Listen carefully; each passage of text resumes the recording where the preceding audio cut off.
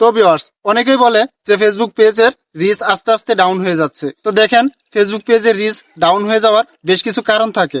তো তার মাঝে অন্যতম একটি কারণ নিয়ে আজকে আপনাদের সাথে কথা বলবো। তো যদি চ্যানেলে নতুন হয়ে থাকেন, অবশ্যই চ্যানেলটি সাবস্ক্রাইব করবেন এবং ভিডিওটিতে একটি লাইক দিয়ে আপনার গুরুত্বপূর্ণ মতামত কমেন্ট করে জানিয়ে দিবেন। তো চলুন মূল ভিডিওতে চলে যাই।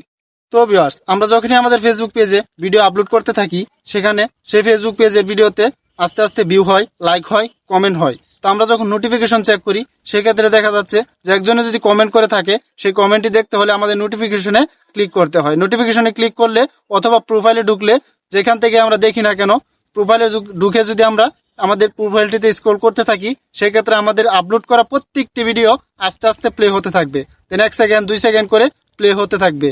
দেন আমরা যতই উপর দিকে টানবো, আমাদের ভিডিওগুলি কিন্তু প্লে হতে থাকবে। দেন একটা ভিডিও কিন্তু আটকে থাকবে না। তো আজকে আপনাদেরকে এমন একটি সেটিংস এর কথা বলবো, যে সেটিংস করার মাধ্যমে আপনারা চাইলে আপনাদের সম্পূর্ণ ভিডিওগুলি আটকে রাখতে পারবেন।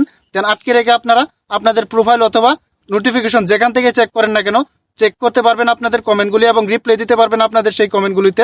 কোনো প্রকার ভিডিও প্লে হবে না। তো ভিডিও প্লে হওয়ার কারণে যে ক্ষতিটা হয়, সেটা হচ্ছে যে আমরা যখনই আমাদের প্রোফাইলে ঢুকে স্ক্রল করি, সেক্ষেত্রে আমাদের প্রত্যেকটি ভিডিও আস্তে আস্তে প্লে হতে থাকে। দেন প্লে হওয়ার কারণে কিন্তু ফেসবুক কোম্পানি মনে করে তো আমরা নিজেরা ভিউ বাড়ানোর জন্য আমাদের নিজেদের ভিডিওই দেখতেছি।